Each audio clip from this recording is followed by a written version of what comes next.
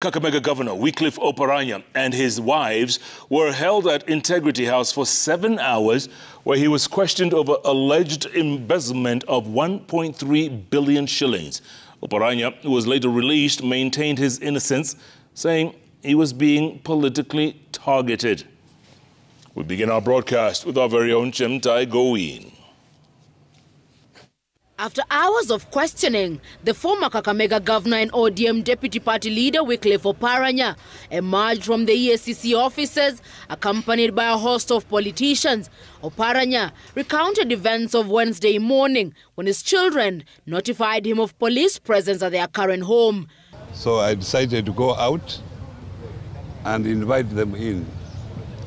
And they said that they had a warrant to search my house, and I told them that before you do that, I will invite my lawyer to be present. So my lawyer came, and they did the search. They took some documents. The ESCC detectives did not only search the current home, but cast their net wider even to his rural home, where they carted away documents they say will be crucial in their investigations. They asked me a few questions: if I had guns in the house, what business do I do with Baba? And then they said they had some few issues to ask me about Kakamega County. According to ESCC, their investigations had found that public funds amounting to 1.3 billion shillings had been unlawfully acquired through proxies and associates during his term in office. You know very well, I left the county 1 year ago, and I'm not privy to the documents that they have from the county. And also they wanted issues to do with 2013, 2014, which obviously I could not remember. So we have been here. They started the interviews, but they could not go far because I could not remember some of the issues. Reports indicate that some family members of the former governor, including spouses, were also questioned by detectives who are probing procurement-related corruption. I have just been hearing that they have been interviewing some contractors. Yeah, but I have not had time to sit with those contractors. And since, furthermore, I have left the county, I'm not privy to any information about the county. I cannot access any document of the county because I'm no longer an employee of the county. Oparanya says he's being politically persecuted, sentiments shared by Azimio-allied politicians who joined him at Integrity Center.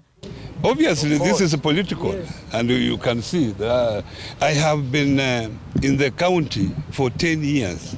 No ESCC came to my office, even one day. And I have been away one year since I left governorship. Nobody came my way on any investigation. I was Minister for Planning. Nobody came to my office for any investigation. So I would wonder why, when I have retired, that someone is coming to ask me about 2013, 2014. Is that fair to me? It is not Oparanya to disrupt a presidential function. You made promises to Kenyans. You made promises about Nzoia Sugar, about Mumias Sugar, about that road called C41. You know it. And C44. So when you go to Western Kenya, you expect that people will ask you those questions. It is not anyone in ODM who's planning to disrupt the presidential function.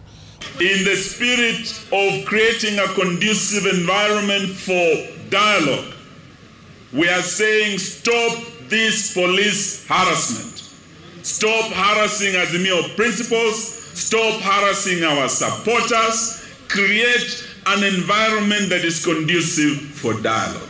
But ESCC maintains it is carrying out its role impartially and independently, and that the matter was just one of many others it is probing. And as devolution marked 10 years old, an audit of the devolved units over the period revealed a worrying trend. 2,994 cases of embezzlement had been reported, over 1,000 more of procurement irregularities, 840 cases of abuse of office, 578 of bribery, with between 220 and 17 cases of conflict of interest, unexplained wealth, fraud, maladministration, penal code offences and breach of trust. 9 former and serving governors have already been taken to court for criminal and civil proceedings relating to theft of public funds. The cases are at different stages of hearing. EACC says many more are under investigation for alleged embezzlement of public funds and possession of unexplained wealth. Chamutai Goin, Citizen TV. All right, Goin, thanks so much for that. From a